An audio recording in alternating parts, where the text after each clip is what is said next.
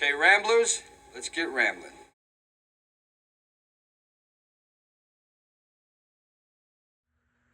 We're finally going to begin tackling this wall, that wall, this floor, this long, complicated, and multi-dimensional project that I've quite frankly been procrastinating on.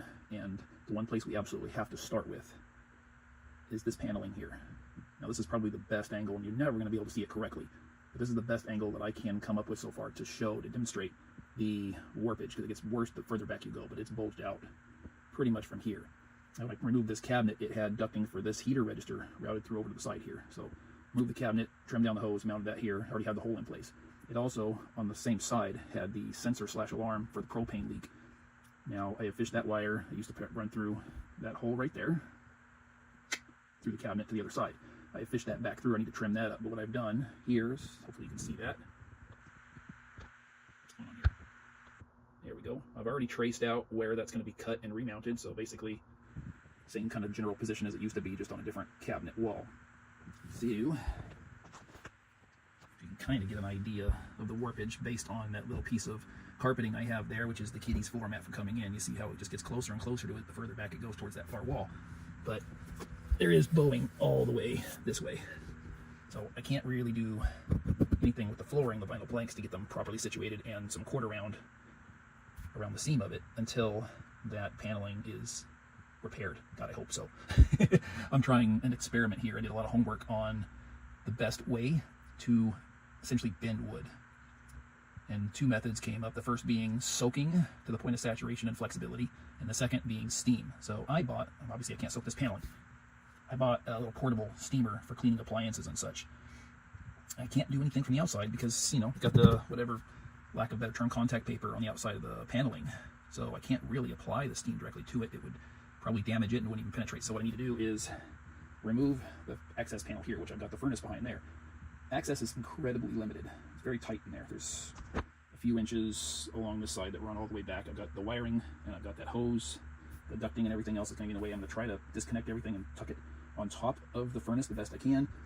My steamer has a hose and a wand and an extension attached to it that I hope I can reach in there and apply it to the worst. For my regular viewers, if you guys remember these, I think I'm going to have just barely enough room. I'm going to have two of those in place. I'm going to ratchet those up to place tension against the paneling, good and firm. And then I'm going to begin applying steam and just keep applying the pressure and the steam until I get, again, hopefully reach a point of flexibility that I can press that paneling in flat and then leave it to cool, drying up any water I possibly can as I go, so I don't create another issue in the process. And then again, hopefully, hope is not a strategy, but that's all we can really run off of here. Crossing fingers that the paneling stays in place. Then I'm going to go ahead with my brad nailer / stapler and run a fresh selection of staples along that bottom seam into the framework. Here's Buddy. He's very curious about the goings on here. So, Buddy, you must move. Come on. This is basically what we got going on here. Cinder blocks in place. Buddy, hey, come on. Oh, Buddy, no, come on, Buddy. Come on, good boy, you can't go in there. Okay, it's not safe. I want you in here. Okay, good boy. All right, cinder blocks in place. I've got one of my jacks in place. Heater registers removed. We're gonna put the other one spanning over there. I'm probably gonna have to remove the pet door so they can kind of crawl over and get in and out while I'm doing the work. Move the cover plate, fish the wire and the hose. This is, you're right, come over here, come on, over here. This is what I'm talking about as far as my limited access to be able to do this work, to get the heat and the steamer in here. So, I mean, that tells you right there. That's the width of my hand. It's a little bit wider after I get past the trim here, but it's, he's no bueno, right? You kind of maybe sort of make out the separation from the paneling, from the framework, the further back you go. Forgive the background noise, hoping I can be heard okay over this. I got my ceiling fans going, the one basically above the refrigerator here, sucking air out or blowing air out, while the other two upstairs are bringing air in, because I did not want the steam building up in here, a lot of excess moisture. I wanted a good airflow. Taking the pet door out also helped because a lot of the steam was able to escape out that way as I was blowing it in from here. So I've got the clamps in place. I've repositioned them a few times. This one here was a little bit tricky because it kept wanting to push my entertainment center. This one here, I got a good amount of flex on it even before I applied any steam. I'm attributing that to the hole being there, which is now making me lament that I hadn't already cut the hole in here for the propane alarm. That might have helped ease a little bit of the tension. But this one I've repositioned now several times, and going up a little bit higher and further out has helped. Sugar, you silly girl. It's helped reduce the backwards pressure on the entertainment center. I still have about, it looks like maybe from the inside, about 1/8 of an inch of separation at the base from the framework. But I also pulled out my hairdryer. I don't know if this is a good idea or not, but I'd like to now apply some heat from the outside and see if I can begin drying up the water so I can get a better idea of where I'm at. This, again, this one here, the complicated one, I've got excess pressure on it to where the paneling is actually blowing inward some. I'm hoping that doesn't bite me in the ass. I've removed the clamps for the time being, and whatever you can see here, things are straighter.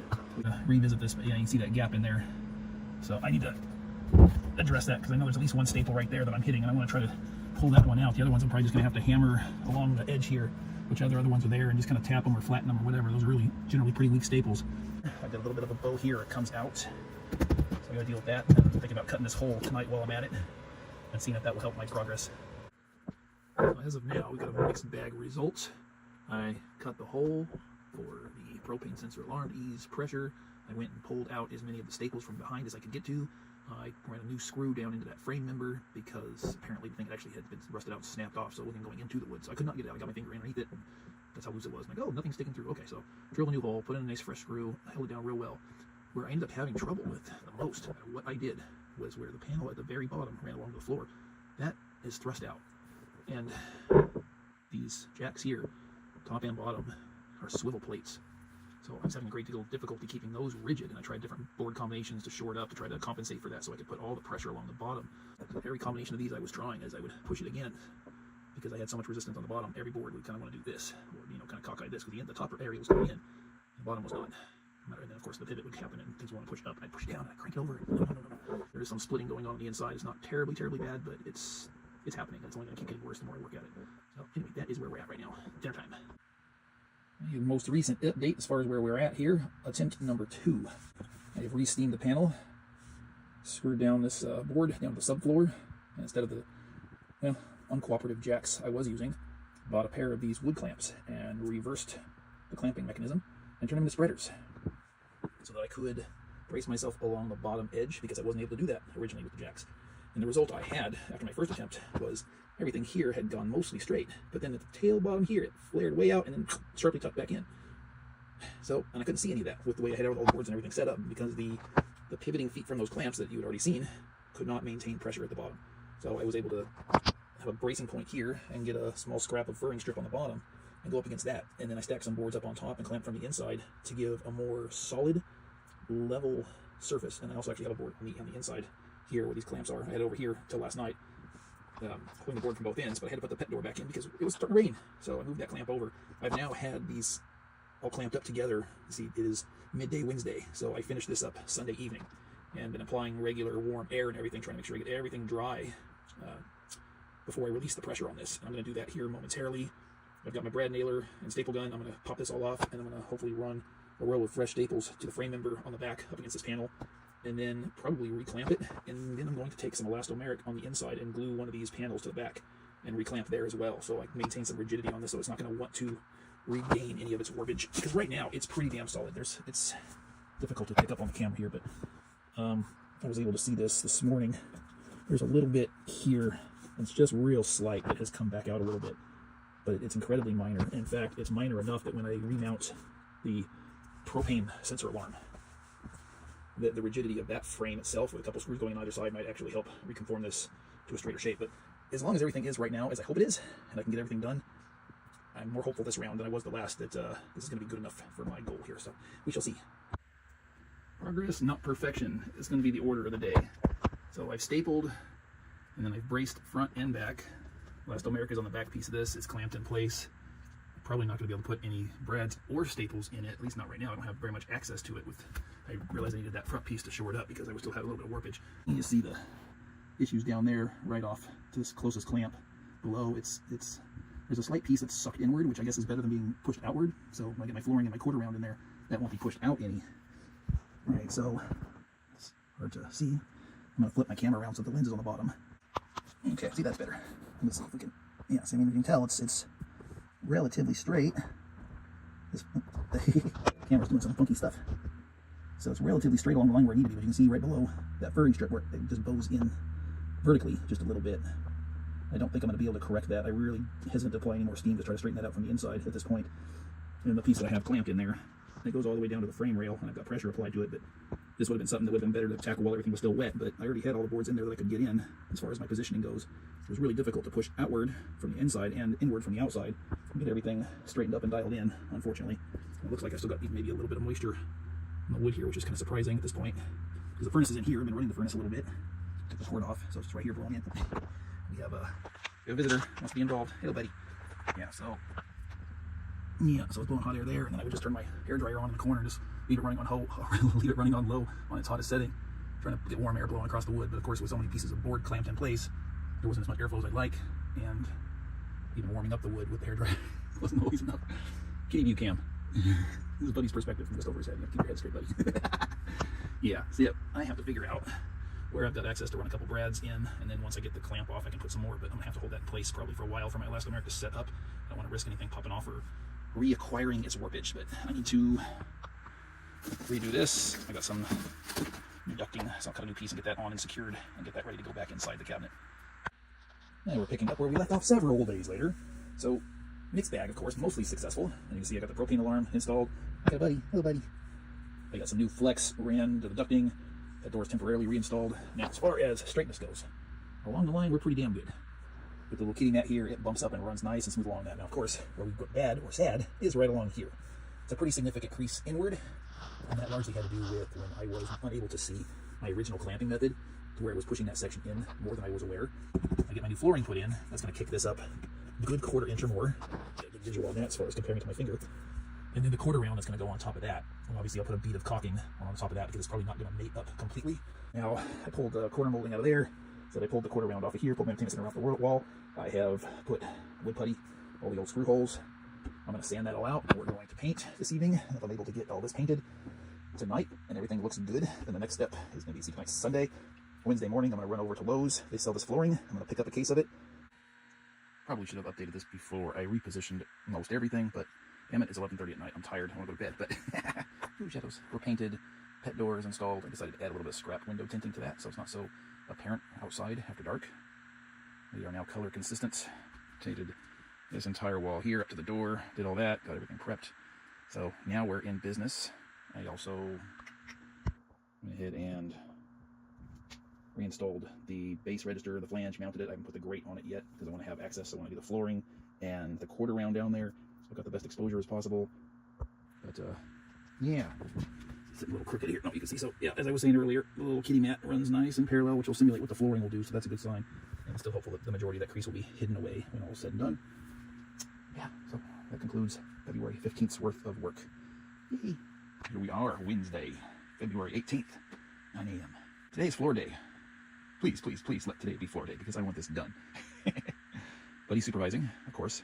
But today's goal is going to be to cut out 5 planks that were trimmed to go around the pre-existing cabinet that used to be here that I've taken out and replace them with new planks and extend. Did a little preliminary calculations, for lack of a smarter term. I'm going to cut out 5 and replace 5. A pack of planks is 8 planks per pack. Well, that leaves me with 3 left. And measuring all these out, with the exception of this one right here, which will go all the way, obviously every other one is going to come up short. That leaves 1, 2, 3, 4. Those get replaced. They get staggered here. 1, 2, 3, 4 to the end. I have to buy an entire extra case for 1 plank. And I have a sad about that because there's like $50 some odd a case, a pack, and I got to buy 1. I mean, I guess it's good to have spares as a just in case, but holy crap. Yeah. Oh, you know what? I just had a bit of inspiration here that may or may not play out. And the reason for that is when I removed the quarter round that used to go from here to here, which I've got propped up there, and I'm going to trim it to repurpose to go here, buy a new one to run the full length. But when I was pulling out the brads that was securing this thing, one of the brads went through the planking. And you can see here, I pulled it out of the groove. If I can remove it the rest of the way from here and get this piece out intact, I would then be able to shimmy that guy over there and do whatever appropriate trimming is necessary, because this would be now at full 4 feet from here, about here. I could use that end and save mucho monies. I'm going to have to try that. So, like I said, it's already separated here. As long as I can shimmy it out of that back section here. Ooh, I like that. Now, of course, the ultimate hope is not just to get the flooring put down, the quarter round trimmed and installed, but then to reposition my entertainment center and get everything set up in it. Last night, I finished putting my wall-mounted surround sound speakers in. If I can get all that done, I might be able to get everything hooked back up today, and that's going to be a bit of a big job in itself. But oh my goodness, would that be a game changer for my daily comfort living and getting a lot of stuff cleaned up that's just been a complete disaster. You know, things like all that up there. Ooh, so anyway, Here's hoping. I'm pleased to report success in the removal of this piece. That was, I mean, it was like 2 seconds. It just popped right free. So that one I should be able to recycle for this corner. That being the case, now I can get away with one pack of boards or planks. And then it also occurs to me, if I cut this one will come out just fine as it is. There's not enough to hold it in place.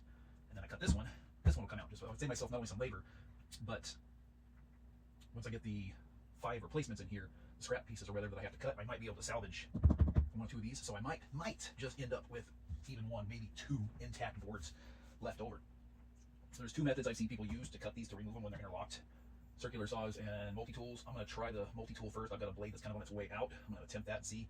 If not, I've already got my circular saw set up at a depth. I can just run through that. But I think I would rather attempt it first. We're going to see how that plays out. Oh, Sugar's sleeping. I'm going to freak her out, I'm sure.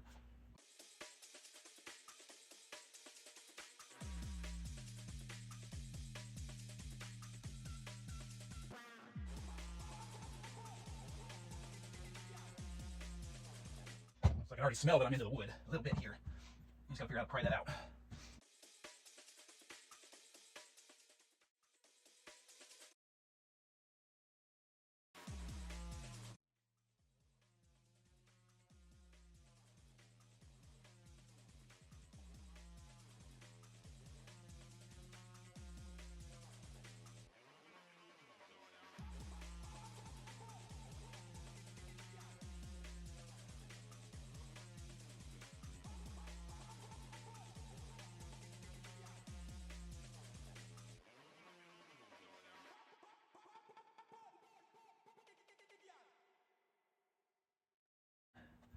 Yeah, I definitely got into the subflooring just a tad. We're not going to sweat that too much, not a big deal. I didn't expect this to run without flaws. I've never done this before. That's just the way it's going to be, right?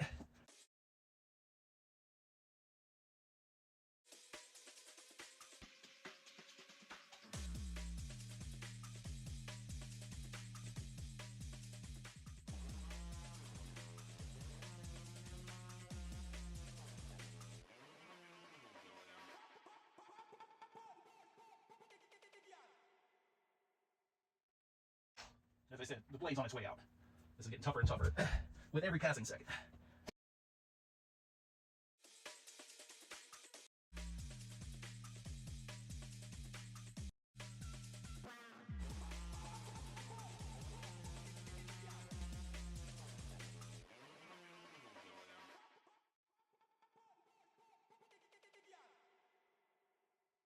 That should be, hopefully, this last one should pop free.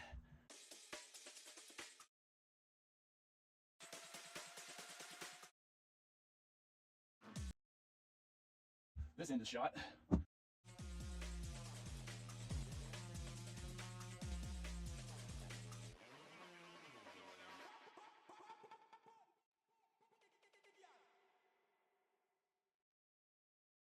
And there we have it. Yeah, baby. I've returned from Lowe's, crushing Lowe's, with new planks, case. Went for the quarter round. I used to, 27 some odd years ago, install the simulated wood plank flooring with Pergo, which is a similar concept to this, but obviously I'm way out of practice, so it's going to be interesting to see how doing this now plays out and how well it works. So bear with me, folks. Nerves are high.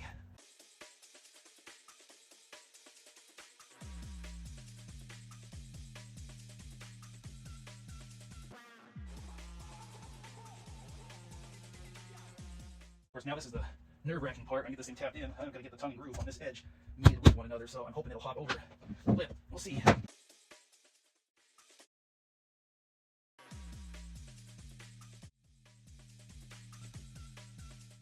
One little issue here.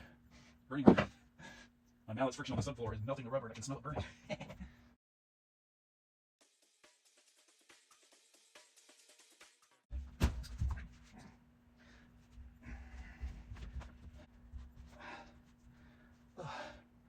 That's headache inducing.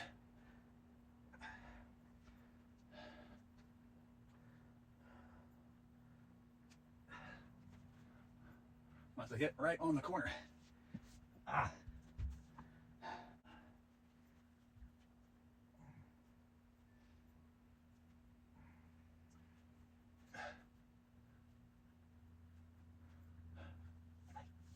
All right, I'll try the sliding method again, I guess.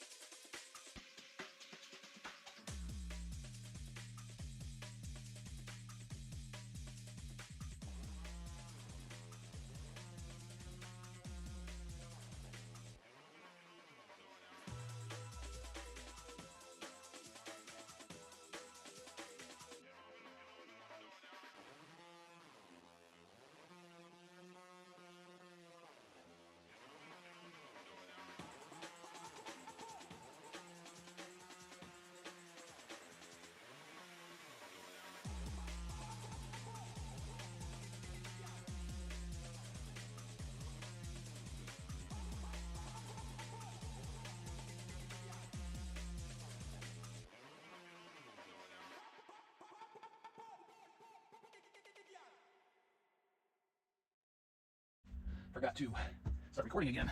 Forgot my cutting materials and a slight change in clothes to work cooler. Measured, cut my first plank, scoring it with a razor blade, snap it over the knee. Seems to work okay. That was what was shown in the instructional video here. Now, because this paneling here, or I should say the cabinet, isn't 100% squared up, I had to cut it a bit on the long side. Hopefully that will ultimately be okay. Trying to figure out, can't see this. I was just going to leave this, but see that right there? Right there. Let's see if I can cut something to fit in there before I get everything secured. It might behoove me well, since I've got two edges that I can work with. Maybe with one of my pieces of scrap, I can trim up something to fill it. So ultimately I'm going to proceed as I was, because I don't know what scrap piece I can actually use. It wasn't anything that I cut out except for the possible ones I'm going to try to reuse. But since it attaches on 2 of the 3 sides, I should be able to trim it up and pop it in there after the fact. If not, I'm going to cross our fingers for something.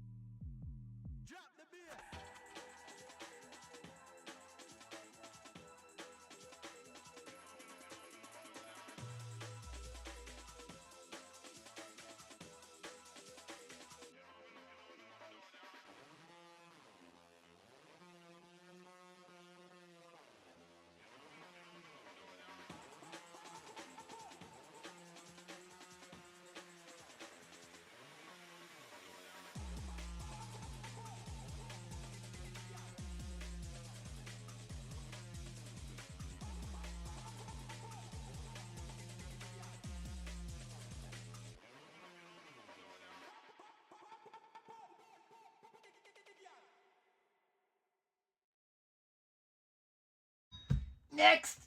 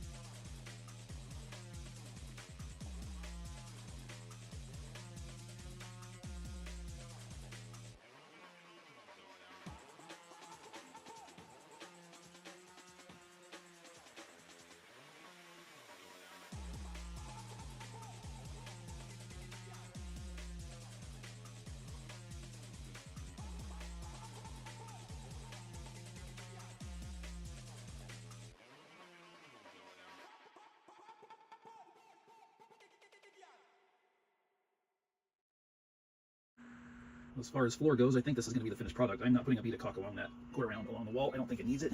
It fits good and snug. Transition here and around. Color-wise, between the new, different, and the old original, I don't think it looks too bad. I guess transitioning into a corner helps.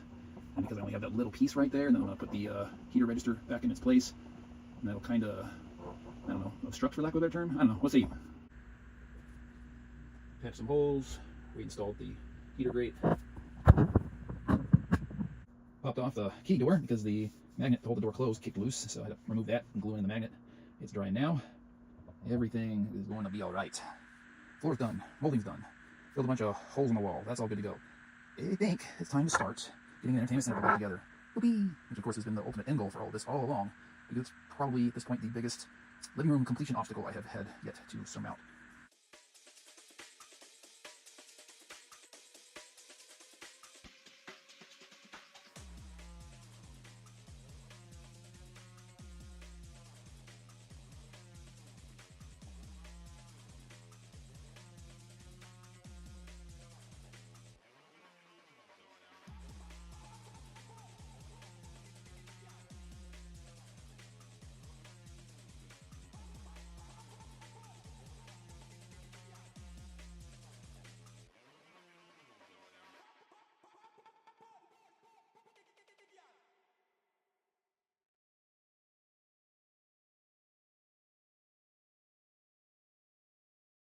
Alan.